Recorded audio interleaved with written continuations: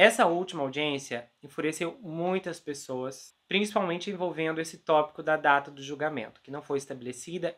Eu acredito que provavelmente deve acontecer só no próximo ano, infelizmente. Não dá para acreditar em nada que a equipe do Brian diz, porque são cheios de artimanhas.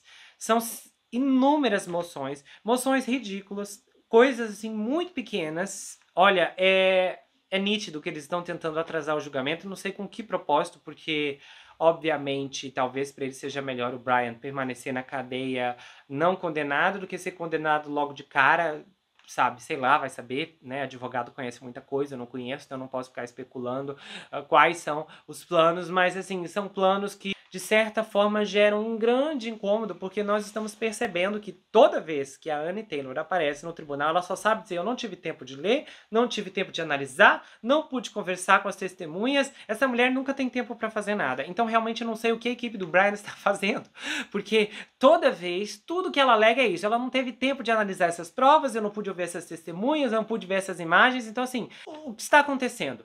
A questão é que agora, esse argumento da transferência do julgamento, isso seria sim uma moção plausível. Eu acho que seria. Eu vou conversar mais com a doutora Sandra sobre isso, não sobre a possibilidade disso ocorrer, porque disso de fato eu conheço, já vi casos em que uma necessidade de mudança de júri realmente é válida.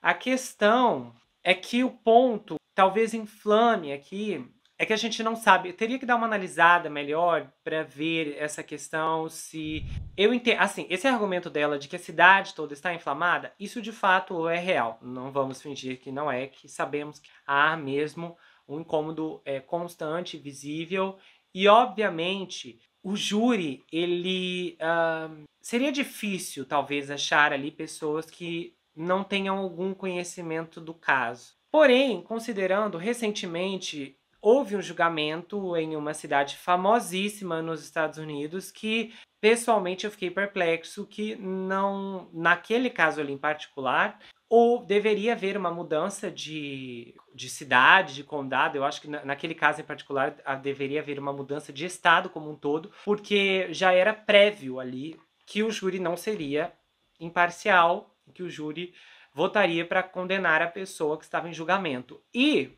não deu outra. A pessoa foi condenada e aí a imprensa, entendeu? O júri todo imparcial, não sei o que mentira. O júri ali descaradamente parcial.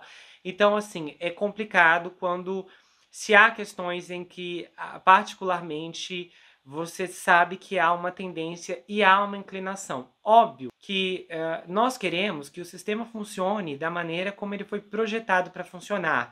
O correto é as pessoas entrarem ali dispostas a ouvir os argumentos dos dois lados e não, sabe, eu não, por exemplo, eu não consideraria que seria correto que eu entrasse como jurado nesse caso, porque é óbvio que eu já votaria para condenar o Brian, a menos que, é claro, que as provas que a equipe dele apresentasse lá fossem convincentes o suficiente. Eu realmente eu sei que eu tenho uma mente aberta para mudar de opinião quando necessário. Eu mesmo tenho uma grande experiência aqui no canal, que é com o caso A Minissérie A Escada, 5 episódios. Se você não conferiu essa minissérie, assista. É uma minissérie em que eu comecei a elaborar o roteiro e na época, como eu já conhecia o caso, na época eu conheci o caso por um documentário em particular, e o documentário ele apresentava o indivíduo como culpado. Então você, inflamado pelo documentário, você fala, né, que descarado, a pessoa é totalmente culpada.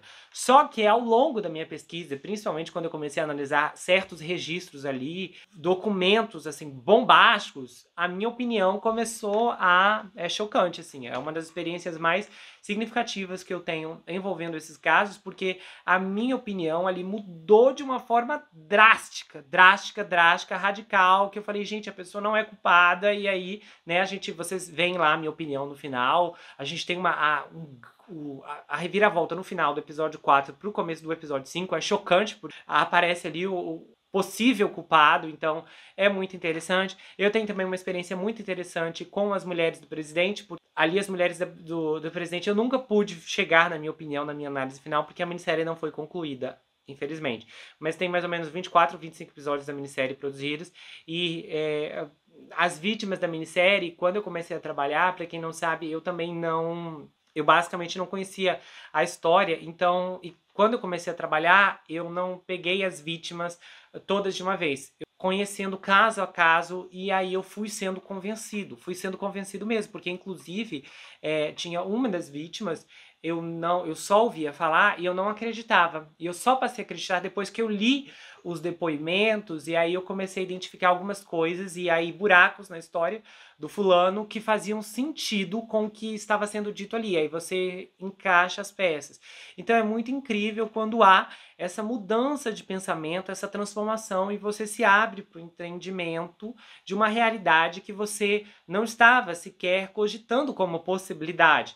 Claro que essas são situações, são histórias que as emoções, elas estão muito mais cruas, e eu acho que facilita o processo para que haja um entendimento e para que haja um reconhecimento de, olha, talvez não seja dessa maneira que eu estou pensando aqui. No caso do Brian, nós sabemos que dificilmente a possibilidade dele ser inocente. Há provas esmagadoras apontando para a direção dele, as desculpas dele são esfarrapadas, as explicações aqui envolvendo o álibi dele. Quem lembra do álibi que ia mudar tudo? Quando o álibi veio, não mudou nada, só fez com que caíssemos em gargalhadas e risadas, porque simplesmente estávamos vendo que, olha, é a obra de advogado aqui. Não tem desculpa nenhuma, então a pessoa inventa essa historinha. Ai, tava dirigindo de madrugada.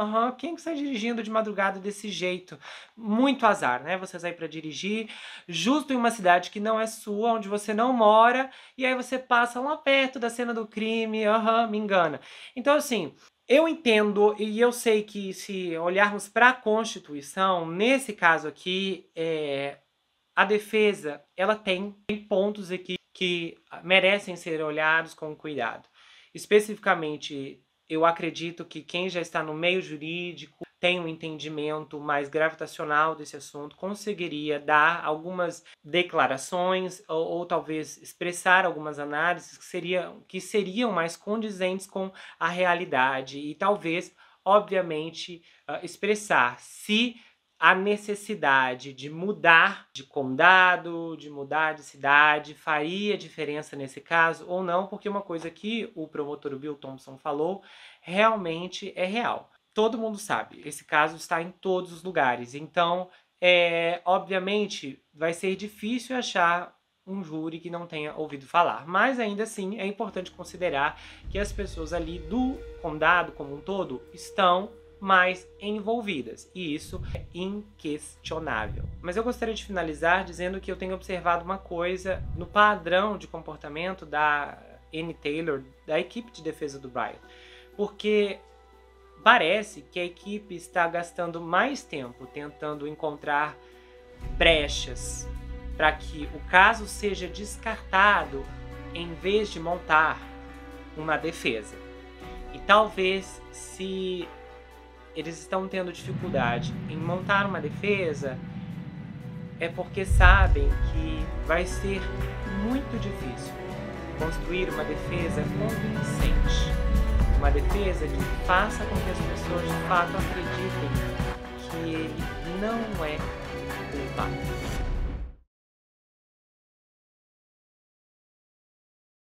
Se você gostou desse vídeo, inscreva-se no canal, ativa o sininho, compartilha, dá o seu like, comenta aqui embaixo, espero que você tenha gostado. Aproveite e conheça as outras atrações do canal, tá? Tem vários episódios bombásticos. Então, dá uma força, eu espero que você possa maratonar o conteúdo e comentar, tá bom? E se você quiser saber mais sobre mim, adquira meu livro. Esse é um suspense chamado Perfeito e Estranho. Ele conta a história de um rapaz chamado Jack Wilber, que se vê preso em uma terrível maldição hereditária enquanto um serial killer está escondido em sua própria casa e possivelmente tentando tirar sua vida. Esse livro é escrito em formato roteiro, então é uma inovação. Se você não gosta de leitura, não se preocupe, esse livro é justamente para você, porque a forma como ele é escrito é diferente de tudo o que você já viu. E o livro vai autografado se você quiser, a gente faz envios para qualquer lugar do Brasil, quase qualquer lugar do mundo também. Tem marcadores, um pôster exclusivo, você pode entrar em contato pelo Instagram, pelo Telegram, comentar aqui, é muito fácil de falar diretamente ou então entrar lá pelo site. A gente se vê no próximo caso e não se esqueça que aqui você sempre vai ter um amigo. Até mais, pessoal!